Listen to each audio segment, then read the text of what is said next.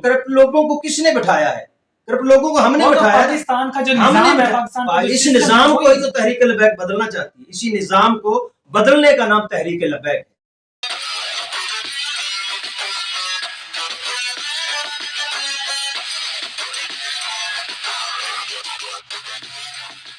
अस्सलामुअलैकुम, मैं हूं आपका अपना दोस्त, अपना होस्ट मोहम्मद शफीक। आज हमारे साथ मौजूद है मेरे अंकल जो कि तहरीक लब्बैक के बहुत बड़े सपोर्टर हैं। तो हम इनसे आज कुछ तीखे और सीधे सवालात करेंगे। सबसे पहले तो अस्सलामुअलैकुम। जी वालेकुम सलाम व रहमतुल्लाहि व बरकातुहू। क्या हाल है? अल्हम्दुलिल्लाह मैं ठीक हूँ, अल्लाह का शुक्र है। आप सुनाइए, आप कैसे हैं? जी अल्हम्दुलिल्लाह मैं ठीक हूँ। सबसे पहले तो बहुत बहुत मुबारक हो साद रिजवी जो कि तहरीक लब्बैक के मौजूदा लीडर हैं, उनको रहाई हुई है। तो आपके क्या तासुरात हैं? जी अल्हम्दुलिल्लाह अल्हम्दुलिल्लाह तुम्मा अल्हम्दुलिल्लाह। अल्लाह का लाख लाख शुक्र है कि जिस मालिक और खालिक ने उनको साबित कदम रखा और जो जुल्म की एक तारीख रात थी वो अल्हम्दुलिल्लाह ख़त्म हुई और हक़ का बोलबाला हुआ और जुल्म और झूठ का जो था वो मुँह काला हुआ। और कुरान पाक खुद फरमाता है वक़ुल जाअल हक़्क़ व ज़हक़ल बातिल इन्नल बातिल काना ज़हूक़ा, कि जब हक़ आया तो बातिल भाग गया और बातिल है ही भागने वाला, मिटने वाला है। तो अल्हम्दुलिल्लाह वो हक़ पर थे, वो अपनी ज़ात के लिए जेल में नहीं गए थे एक झूठे मुकदमे में और झूठी FIR थी। और ज़ाहिर है रात लंबी थी, लेकिन जितनी भी रात लंबी हो जाए सूरज तुलू होता ही है।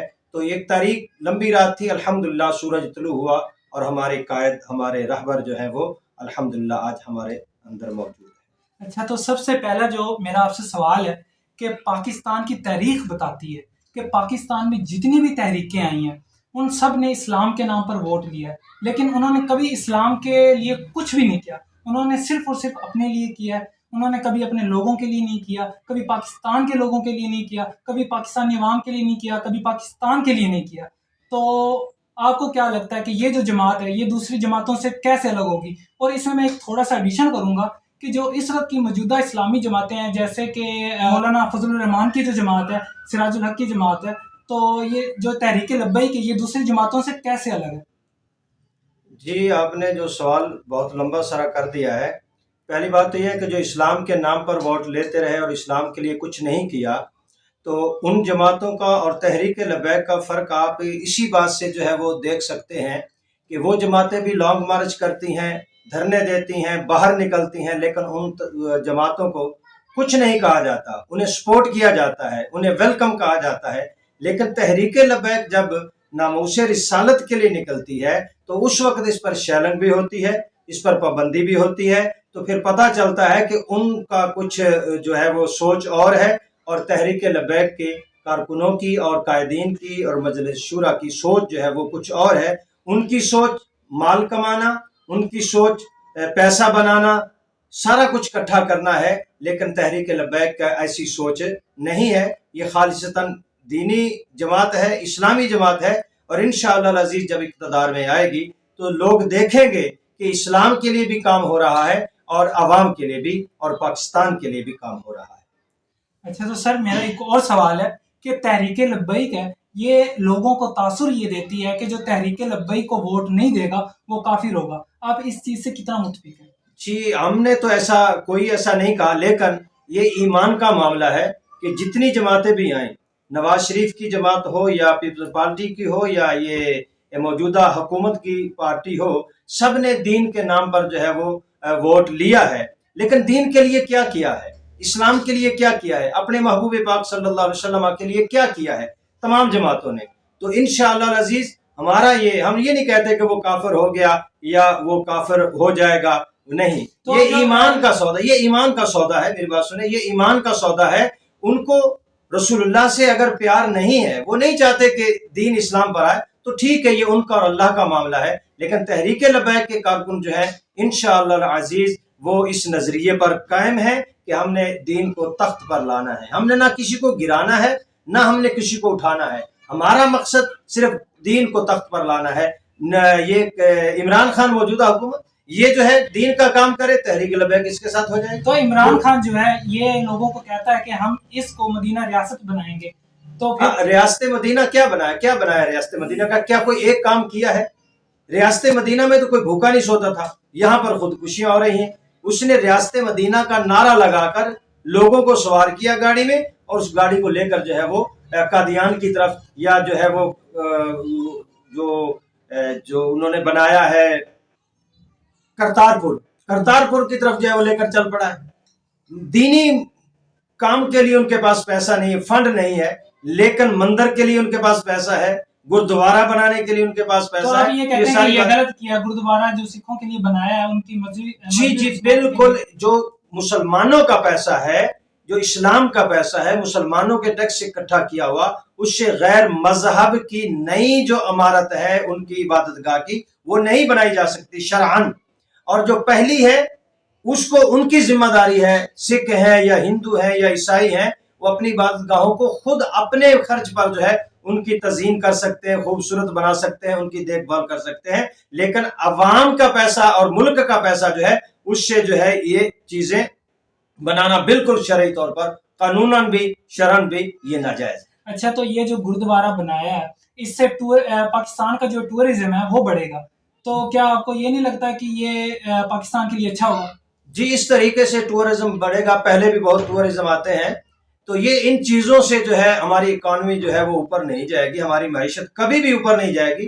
معیشت کو اگر اوپر لے کر آنا ہے تو پھر رسول اللہ کی غلامی جو ہے اس کو قبول کرنا ہوگا، کیونکہ اللہ تعالیٰ خود قرآن مقدس میں فرما رہا ہے وَمَنْ أَعْرَضَ عَنْ ذِكْرِي فَإِنَّ لَهُ مَعِيشَةً ضَنْكًا وَنَحْشُرُهُ يَوْمَ الْقِيَامَةِ أَعْمَىٰ، فرمایا کہ جس نے ہمارے ذکر سے منہ موڑا ہم اس کی معیشت برباد کر دیں گے، اس کو نچوڑ کے رکھ دیں گے، اور قیامت میں ہم اس کو اندھا اٹھائیں گے۔ تو اللہ کے جتنے بھی اذکار ہیں، یعنی قرآن کا پڑھنا، نماز پڑھنا، حج، روزہ، زکوٰۃ، جتنے بھی دینی معاملات ہیں، ان تمام سے بڑھ کر رسول اللہ صلی اللہ علیہ وآلہ وسلم کی ناموس کی جو ہے حفاظت کرنا اور حضور کے ساتھ محبت کرنا، یہ سب سے اولین فرض ہے۔ جب ہم اسی کو ہی چھوڑ دیں گے تو پھر ہماری معیشت جو ہے، یہ ٹورزم ہو یا ٹورسٹ ہو یا کوئی بھی معاملہ ہو، تو ہماری معیشت جو ہے وہ مضبوط کبھی بھی نہیں ہوگی۔ ہاں، مضبوط تب ہوگی جب ہم رسول اللہ صلی اللہ علیہ وسلم کی غلامی میں آ جائیں گے اور حضور کا قانون نافذ کریں گے، اور تخت دین جو ہے وہ تخت پر ہوگا، تب جا کر معیشت بھی ٹھیک ہو جائے گی اور معاملات بھی ٹھیک ہو جائیں گے۔ اچھا، تو آپ نے ابھی کہا کہ جو پاکستان کی معیشت ہے وہ تب ٹھیک ہوگی جب ہم حضور صلی اللہ علیہ وسلم کی غلامی کریں گے۔ جی تو اس طرح جو یورپ ممالک ہیں جو مسلمان ہی نہیں ہیں، تو پھر ان کی اکنامی کیسے ٹھیک ہوگی؟ جی ہاں، یہ تو اللہ کا وعدہ ہے کہ ہم ایمان والوں کو دنیا میں جو ہے وہ آزماتے ہیں، اور ان کو ہم تنگی بھی دیتے ہیں، ان کا ہم مصیبتیں بھی ڈالتے ہیں۔ کافر کو جو ہے اس کو تو اس کی مسلمان کے ساتھ مثال نہیں دی جا سکتی، کیونکہ اللہ تعالیٰ نے فرمایا کہ ہم کافر کو دنیا میں ہی اس کا سارے معاملات جو ہے پورے کر دیتے ہیں، آخرت میں اس کے لیے کچھ نہیں ہے، لیکن مومن کے لیے آخرت میں ہے۔ اور یہ بات قرآن کہہ رہا ہے، ہم نہیں کہہ رہے۔ وہ ان کو نہ دیکھیں ہم کہ وہ کہاں تک پہنچ گئے، ہمیں دیکھنا ہے تو ہمیں صحابہ کرام کو دیکھنا ہے۔ صحابہ کرام نے رسول اللہ صلی اللہ علیہ وسلم کے ساتھ کتنی وفا کی، اور اس وفا کے بدلہ میں اللہ تعالیٰ نے آدھی دنیا کا جو ہے حکمران بنا دیا۔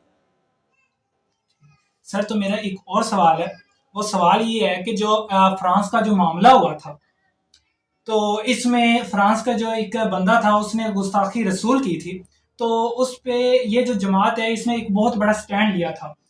تو اس میں میرا یہ سوال ہے کہ دیکھیں، پوری دنیا میں جتنے بھی اسلامی ممالک ہیں، سب سے زیادہ جس نے آواز اٹھائی تھی نا وہ تھا پاکستان، چاہے وہ OIC ہو، چاہے وہ یونائٹڈ نیشن ہو، چاہے کوئی بھی اور قسم کا معاملہ ہو، اس میں سب سے زیادہ پاکستان نے آواز اٹھائی تھی۔ تو پھر یہ کیسے ہے کہ پاکستان کے لوگ جو تحریک لبیک ہے، یہ پاکستان جو تحریک لبیک ہے یہ حکومت کے ساتھ جو ہے وہ آپس میں ایک لڑائی کر رہی ہے، جس میں جو نقصان ہو رہا ہے وہ صرف اور صرف پاکستان کا ہو رہا ہے، وہاں پہ کسی فرانس کا نہیں ہو رہا یا پھر کسی بھی اور کا نہیں ہو رہا، صرف اور صرف ہمارا ہو رہا ہے۔ اب دیکھیں، فرانس والوں نے گستاخی کی ہے، اب وہ تو ہم پہ بیٹھ کے ہنس رہے ہوں گے کہ یار یہ کیسے پاگل لوگ ہیں کہ یہ خود ہی لڑنا شروع ہو گئے، آپس میں لڑنا شروع ہو گئے، اور وہ آگ لگا کے باہر بیٹھ کے ہم پر ہنس رہے ہیں۔ بات یہ ہے کہ آپ نے لمبا سوال کر دیا کہ وہ ہنس رہے ہوں گے، ہنس نہیں رہے۔ وہ ہمارے بابا جی نے رحمت اللہ تعالی علیہ نے ایک فتویٰ دیا تھا، وہ جو پہلے ایک کافر نے کارٹون بنانا چاہے تھے اور نمائش کرنا چاہتا تھا، تو بابا جی نے فرمایا تھا کہ اس کو وہیں پہ قتل کر دو، تو وہ رک گیا تھا، ڈر گیا تھا، وہ ہنس نہیں سکتے۔ یہ جب ہماری جماعت نکلتی ہے ان کا تو وہاں پیشاب نکل جاتا ہے کہ یہ رسول اللہ کے غلام آ رہے ہیں، رہ گئی بات کہ ہم اپنے ملک کا نقصان کرتے ہیں، یہ نقصان ہم نہیں کرتے بلکہ یہ ذمہ داری حکومت کی تھی. وہ ایک آدمی نے یہ کام نہیں کیا بلکہ وہ حکومتی سطح پر یہ کام ہوا. تو ہم بھی چاہتے تھے کہ حکومتی سطح پر جو ہے اس کا جواب دیا جائے. حکومت نے معاہدہ کیا، وعدہ کیا، اپنے وعدے سے 2 بار پھر گئے اور تیسری مرتبہ مجبوراً جو ہے تحریک لبیک کو اپنا وعدہ جو ہے یاد کروانے کے لیے ان کے سامنے نکلنا پڑا. اور الحمدللہ اس کا نتیجہ یہ نکلا کہ آپ کے سامنے ہے کہ تمام تر معاملات جو ہے ان کو بیان کرنے کی ضرورت نہیں، پورا پاکستان دیکھ رہا ہے. تو سر اس میں یہ دیکھیں نا کہ پوری دنیا میں کتنے اسلامی ملک ہیں، ٹھیک ہے، ان میں سے سب سے زیادہ پاکستان کے جو حکمران ہیں انہوں نے آواز اٹھائی اس چیز کے خلاف. تو پھر کیوں یہ حکمرانوں نے آواز نہیں اٹھائی، پاکستان کا ایک طبقہ جسے تحریک لبیک کہتے ہیں اس نے اٹھائی، آواز اٹھائی. اور نبی پاک صلی اللہ علیہ وسلم کا فرمان عالی شان ہے کہ جب برائی دیکھو تو اس کو ہاتھ سے روکو، ہاتھ سے نہیں روک سکتے تو زبان سے روکو، زبان سے نہیں روک سکتے تو کم از کم دل میں تو اتنا کچھ ہے. باقی سنیں، باقی جو ممالک ہیں ان کا جو ہے معاملہ ان کے ساتھ ہے. ہمارے حکمرانوں کو چاہیے تھا کہ ان کی جتنی پروڈکٹ تھیں ان کا بائیکاٹ کرتے اور ان کو جواب دیتے، لیکن ہماری حکومت نے یہ کام نہیں کیا. اور تحریک لبیک کے جو رہنما تھے اس وقت خادم حسین رضوی رحمۃ اللہ تعالی علیہ امیر المجاہدین، وہ 1 مہینہ تک جو ہے وہ انتظار کرتے رہے کہ حکومتی سطح پر جو ہے جواب دیا جائے یا کوئی اور جو جماعتیں ہیں وہ نکلیں تاکہ ہم ان کی قیادت میں جو ہے ان کے پیچھے ان کا ساتھ دیں. لیکن جب 1 مہینے تک کوئی چون چراں تک نہیں ہوئی، کسی دینی جماعت نے، کسی مذہبی جماعت نے، کسی سیاسی جماعت نے جو ہے اس پر کوئی ایکشن نہیں لیا، تو پھر مجبوراً جو ہے یہ ایکشن ہمیں لینا پڑا. اور تحریک لبیک اگر یہ ایکشن نہ لیتی تو ہمارا یقین ہے کہ یہ پاکستان تباہ ہو جانا تھا، کیونکہ یہاں یہ ملک بنا ہی رسول اللہ کے نام پر ہے اور اس کی بنیاد ہی لا الہ الا اللہ محمد رسول اللہ. باقی دنیا میں جتنے ممالک ہیں کوئی بھی جو ہے اسلام کی بنیاد پر جو ہے وہ نہیں بنایا گیا سوائے ریاست مدینہ کے مدینہ منورہ. سر میں نا انکل میں آپ کی ہر بات سے متفق کرتا ہوں، ٹھیک ہے، لیکن جو آپ نے یہ کہا ہے کہ ہمارے حکمران جو ہیں انہوں نے آواز نہیں اٹھائی، میں اس چیز سے متفق نہیں ہوں. میں خود دیکھا تھا کہ یونائٹڈ نیشن میں انہوں نے آواز اٹھائی ہے، OIC میں انہوں نے آواز اٹھائی ہے. تو آپ کیسے کہہ سکتے ہیں کہ ہمارے اس آواز کا نتیجہ کیا نکلا؟ اس آواز پہ کتنا، جو تو ہم کہتے ہیں کہ ہم کشمیر کے ساتھ بھی کھڑے ہیں، آواز اٹھائی. کھڑے ہونے سے کہنے سے کیا ہوتا ہے جب تک عملی طور پر آپ نہیں کریں گے؟ یہ جو ہمارے پاس ایٹم بم ہے یہ کس لیے ہم نے بنایا ہے؟ اگر حضور صلی اللہ علیہ وآلہ وسلم کی ناموس پر بھی ہم اسی طرح جو چوہے کی طرح چھپ کر اپنے بل میں بیٹھ جائیں گے تو اس کا پھر فائدہ کیا ہے؟ اس ملک خدا داد کا پھر مقصد کیا ہے؟ یہ لا الہ، پاکستان کا مطلب کیا؟ لا الہ الا اللہ جو نعرہ لگایا جاتا ہے، پھر یہ نعرہ تو ادھورا رہ گیا کہ دین کے خلاف اور صاحب شریعت کے خلاف جو ہے وہ اتنی بات ہو جائے اور مسلمان جو ہے وہ آرام سے بیٹھے رہیں، امتی لا الہ الا اللہ محمد رسول اللہ پڑھنے والے خاموش بیٹھے رہیں. تو تف ہے پھر ایسے امتی ہونے پر جو کہ اپنے نبی کا جو ہے وہ بدلہ نہ لے سکے. جب امام مالک سے یہی بات پوچھی گئی، ہارون رشید نے پوچھا مسجد نبوی کے اندر کہ جب نبی پاک صلی اللہ علیہ وسلم کی گستاخی کی جائے تو امت کیا کرے؟ تو آپ نے فرمایا امت کو چاہیے کہ بدلہ لے. انہوں نے کہا کہ اگر بدلہ نہ لے سکے تو کیا کرے؟ فرمایا پھر امت کو کوئی حق نہیں ہے کہ وہ زندہ رہے. اب اندازہ کریں یہ اتنا آسان مسئلہ نہیں، یہ بہت نازک مسئلہ ہے جس کو سمجھنا ہر بندے کی بس کی بات نہیں ہے. تو انکل فرانس کا سفیر نکالنے سے یہ معاملہ حل ہو جاتا؟ جی حل نہ ہوتا، لیکن کم از کم انہیں کچھ تو محسوس ہوتا، احساس ہوتا کہ ہم آئندہ اگر کوئی ایسا معاملہ کریں گے تو پھر جناب والا دوبارہ انہیں جو ہے وہ ہمارے ساتھ ان کا رویہ کیا ہوگا، اس حکومت کا رویہ. یونائٹڈ نیشن میں بھی تو آواز اٹھائے گی ہے، جو کہ پوری دنیا کا سب سے بڑا جو ایک ادارہ ہے، وہاں پہ آواز اٹھائے گی ہے. اس آواز کا فائدہ کیا ہوا؟ اس آواز کا بینیفٹ کیا ملا؟ تو پھر سفیر نکالنے سے فائدہ ہو جاتا. جی بالکل بالکل بالکل فائدہ ہوتا. ان کو پتا ہوتا کہ پاکستان کی عوام کتنی سٹرونگ ہے. پاکستان کی عوام جو ہے اپنے نبی کے نام پر سب کچھ قربان کرنے کے لیے تیار ہے. ہم یورپ کو اپنی جوتی کے نوک پہ رکھتے ہیں، فرانس جیسے کروڑوں ملک بھی ہوں تو ہم رسول اللہ صلی اللہ علیہ وسلم کی ناموس پر جو ہے ان کو ٹھوکر مار دیں گے. اچھا سر، اس وقت ایک حکومت کا میں آخری سوال آپ سے پوچھنا چاہوں گا. حکومت کا نا ایک یہ جواب، ایک اعتراض ہے کہ اگر ہم فرانس کے سفیر کو باہر نکالتے ہیں تو اس سے یہ ہوگا کہ پورے یورپ میں جتنے بھی ہیں وہ سب اکٹھے ہو جائیں گے اور وہ ہمارے ساتھ معاشی تعلق جو ہے وہ ختم کر دیں گے. پھر کیا ہوگا اگر معاشی تعلق ختم کر دیں گے؟ اگر ہم یورپ کو اپنا رازق سمجھتے ہیں پھر تو ہمیں یہ ڈر ہونا چاہیے. کیا رسول پاک صلی اللہ علیہ وسلم کے ساتھ 3 سال کا یہ سوشل بائیکاٹ نہیں ہوا تھا شعبہ ابی طالب میں؟ کیا ہوا؟ اس کا نتیجہ کیا نکلا کہ وہ جو سوشل بائیکاٹ کرنے والے تھے وہ خود ہی آ کر جو ہے صلح پر مجبور ہوتے ہیں. کم از کم کچھ اتنا اپنی غیرت تو دکھانی چاہیے تھی نا کہ یورپ علیحدہ ہو جاتا تو کیا ہو جاتا؟ کچھ بھی نہیں ہونا تھا. سر کچھ بھی نہیں ہونا تھا. سر ایسے انکل ایسے تو یہ بھی ہے کہ دیکھیں میثاق مدینہ جو ہوا تھا جس میں ہمارے مسلمانوں نے یہودیوں کے ساتھ کچھ معاملات طے کیے تھے، تو اس وقت جو اسلام تھا وہ زیادہ طاقتور نہیں ہوا تھا، ٹھیک ہے نا. تو اسی طرح اب ہمارا ایک پاکستان ہے، ہمارا جو کنٹری ہے وہ اتنا زیادہ طاقتور نہیں ہے کہ ہم کسی کے ساتھ ایک سیدھی لڑائی کر سکیں. تو آپ اس کے بارے میں کیا کہیں گے؟ میں بیٹے بات سنیں، آپ نے میثاق مدینہ کی مثال دی ہے. تو جب میثاق مدینہ ہوا، میثاق مدینہ میں جو یہودی تھے ان کے ساتھ یہ بات جب طے ہو گئی، جب تک وہ اپنے اس وعدے پر قائم رہے تب تک ان کے ساتھ وعدہ جو تھا وفا کیا گیا. لیکن جب انہوں نے غداری کی تو بنو قریظہ، بنو قینقاع اور دیگر جو قبائل یہودیوں کے تھے ان کے ساتھ رسول اللہ نے کیا سلوک کیا؟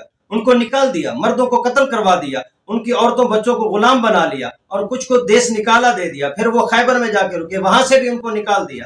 کیا یہ بات نہیں ہم میثاق مدینہ کے بعد میں نہیں دیکھتے کہ جب تک وہ انسان بن کے رہے تب تک وہ اپنے مسلمان جو تھے انہوں نے اپنے وعدے کی وفا کی، وعدے کا پاسداری کی. لیکن جب انہوں نے بدمعاشی کی، کرنا چاہی، تو پھر اس وقت ان کا انجام کیا ہوا؟ اور دوسرا سوال آپ نے کیا کیا؟ میثاق مدینہ کا، میثاق مدینہ کی تو میں نے آپ کو بات بتا دی نا. تو اب ہاں، اس وقت وہ چھوٹی سی ریاست تھی. پاکستان اس وقت جو ہے وہ کمزور ملک نہیں ہے. پاکستان کمزور، ایٹم بم ہے، ایٹم بم اس کے پاس ہے. یہ ایک بہت بڑی معاشی طور پہ ہم بہت کمزور ہیں. معاشی طور پہ ہماری معاشیت جو ہے یہ بالکل اور تباہ ہو جائے گی. میری بات لکھ لیں، جب بھی اس معیشت کو کوئی سٹرونگ کرے گا تو وہ رسول اللہ کا غلامی آ کر کرے گا، یا وہ شخص جو توبہ کر کے رسول اللہ کی غلامی میں آ جائے گا تب جو ہے معیشت جو ہے ہماری بہت اونچی. اب میں آپ سے پوچھتا ہوں، کتنا قرضہ لیا گیا ہے، کتنے ٹیکس لگ رہے ہیں، کتنی مہنگائی ہو گئی ہے، اور کام بھی ایک ٹکے کا نہیں ہوا. کسی پورے پاکستان میں ایک ٹکے کا کام نہیں ہوا، تو پیسہ کدھر گیا؟ ابھی تو کرپٹ لوگ جو تھے کرپٹ لوگوں کو کس نے بٹھایا ہے؟ کرپٹ لوگوں کو ہم نے بٹھایا. پاکستان کا جو نظام ہے، اس نظام کو ہی تو تحریک لبیک بدلنا چاہتی ہے. اسی نظام کو بدلنے کا نام تحریک لبیک. اچھا، تو آپ کے کہنے کا یہ مطلب ہے کہ جو تحریک لبیک آ رہی ہے وہ پاکستان کا جو سسٹم ہے پرانا اس کو بدلنا چاہیے. انشاءاللہ العزیز جب وہ پاور میں آئیں گے تو انشاءاللہ العزیز زمانہ دیکھے گا، دنیا دیکھے گی کہ تحریک لبیک نے اس ملک کے خداداد کو جو ہے وہ ریاست مدینہ بنایا ہے. حقیقت میں یہ جو کھوکھلے نعرے لگا رہے ہیں ریاست مدینہ کا نعرہ لگا کر، اور جاتے کہیں ہیں، کرتے کچھ ہیں، دکھاتے کچھ ہیں. جب بھی وہ کہتے ہیں کہ ہم نے اس پر ایکشن لے لیا، ایکشن لیتے ہیں، نوٹس لیتے ہیں، تو اگلے دن معاملہ اور اس سے زیادہ خراب ہوتا ہے. اب تو لوگ کہتے ہیں کہ خان صاحب خدا کے لیے نوٹس نہ لیا کریں، آپ نوٹس لیتے ہیں غریب کا اور جو ہے بیڑا غرق ہو جاتا ہے. تو اس طرح نہیں ہوگا الحمدللہ انشاءاللہ العزیز. اور بات یہ ہے کہ ان کو ملک چلانے کا کچھ سلیقہ تک نہیں ہے. اگر کچھ تھوڑا سا بھی سلیقہ ہوتا تو یقیناً یہ ملک جو تھا جس کے اندر سب کچھ ہے، ہر چیز موجود ہے، اللہ کی ساری نعمتیں جو ہے اس ملک کے اندر موجود ہیں، یہ ملک دنیا کا نمبر 1 ملک ہوتا. لیکن سارے جو ہے بیٹھے ہیں، چور اچکے بیٹھے. یہ جو اس وقت موجودہ حکومت ہے یہ کہاں سے آئے ہیں؟ یہ کوئی پیپل پارٹی سے ہیں، کوئی نون لیگ سے؟ سارے وہی ہیں نا جو کہتے ہیں پچھلی حکومتوں نے برباد کر دیا، اس ملک کا بیڑا غرق کیا. پھر پچھلی حکومتوں میں تھا کون؟ تم ہی تو تھے. اور عوام اتنی بے وقوف ہے، میں سمجھتا ہوں کہ جو ان کے باتوں میں، ان کے نعروں میں آ جاتی ہے. آپ نے ابھی کہا ہے کہ جو تحریک لبیک ہے یہ اصل میں پاکستان کا سسٹم چینج کرنے کا نام ہے، ٹھیک ہے؟ تو پاکستان کا سسٹم جو ہے یہ کیسے چینج ہوگا؟ یہ انشاءاللہ العزیز جس طرح عزیز مصر نے خواب دیکھا تھا، وہ بادشاہ تھا، اس کے بڑے بڑے مشیر بھی تھے، وزیر بھی تھے، سب کچھ تھا. جب اس نے خواب کی تعبیر پوچھی تو کوئی جواب نہ دے سکا. اور کس نے دیا؟ حضرت یوسف علیہ السلام نے. اور پھر انہوں نے یہ معیشت کا پورا بیڑا جو تھا وہ حضرت یوسف علیہ السلام کے سر رکھا کہ آپ نے اس کو اٹھانا ہے اور اس کا جو ترتیب کرنی ہے آپ نے کرنی ہے. تو اللہ، اب سوال یہ ہوگا، لوگ کہیں گے کہ وہ تو اللہ کے نبی تھے، وہ تو اللہ کے نبی تھے، ان کو تو اللہ تعالیٰ نے یہ صلاحیت عطا فرمائی. تو نبی پاک صلی اللہ علیہ وسلم نے فرمایا ہے کہ میری امت کے علماء جو ہیں یہ انبیاء کے وارث ہیں. تو انشاءاللہ العزیز معیشت بھی ٹھیک ہوگی اور یہ علمائی کرام ٹھیک رہا. آپ نے دیکھا نہیں 20 سال وہ جو کمزور ملک افغانستان تھا 20 سال تک نہتے لڑتے رہے، اور آخر وہ سپر پاور کہاں گئے؟ 20 سال کے بعد سب کچھ چھوڑ چھاڑ کر جو ہے دم دبا کر بھاگ گئے۔ بس ایمان کی طاقت ہونی چاہیے اور اللہ پر یقین ہونا چاہیے۔ نہ یورپ ہمیں دے رہا ہے نہ اس نے کچھ دینا ہے، وہ الٹا ہماری معیشت کو برباد کر رہا ہے۔ یہ IMF والے کیا کر رہے ہیں؟ کتنی شرائط پہ جو ہے آج ملک کے اندر کتنی مہنگائی ہے، اور یہی ہمارے وزیر اعظم کہا کرتے تھے جب مہنگائی ہو تو سمجھو ملک کا وزیر اعظم چور ہے، جب جناب والا ڈالر جو ہے وہ اوپر جائے اور روپیہ نیچے آئے تو سمجھو پاکستان کا جو وزیر اعظم ہے وہ چور ہے۔ تو اب عوام کو سمجھ کیوں نہیں آ رہی کہ ایک چور جو ہے وہ ہمارے اوپر مسلط ہوا ہے؟ چلو ٹھیک ہے، میں اس وقت دعا کرتا ہوں کہ اللہ تعالیٰ ہمارے پاکستان کے جو آنے والے جی حالات آمین بہتر کرے، آمین آمین۔ اور اسی کے ساتھ اجازت جی دیتا جی ہوں۔ بہت مہربانی، بہت مہربانی، آپ نے ہمیں ٹائم دیا، بہت اپنا بہت مہربانی۔ قیمتی اللہ تعالیٰ آپ کو خوش رکھے اور اسی طرح آپ کام کرتے رہیں۔ ہمیں بہت خوشی ہوئی آپ کے اسٹوڈیو میں آ کر، آپ کے چینل پہ آ کر۔ امید ہے کہ آپ کے چینل کی وساطت سے لوگ ہمیں سنیں گے، اور جو باتیں ہم نے کہیں کچھ کڑوی تھیں، کچھ سخت بھی تھیں، لیکن بات سوچنے والی ہے۔ اور اس کے ساتھ ساتھ میں یہ بھی عرض کرتا چلوں کہ میرا چینل جو ذاتی چینل ہے فریدی میڈیا 46، آپ احباب اس پہ بھی آپ میری میں ڈسکرپشن میں ان کا لنک ڈال دوں گا، تو آپ اگر ان کو بھی ضرور سبسکرائب کیجیے گا۔ اور میری کوئی اسپیچ سننا چاہتے ہیں یا کوئی بات پوچھنا چاہتے ہیں، سوال کرنا چاہتے ہیں، تو میرے چینل پر آ کر جو ہے آپ کومنٹس میں اپنا سوال کیجیے، انشاءاللہ العزیز ہم آپ کو اس کا جواب دیں گے۔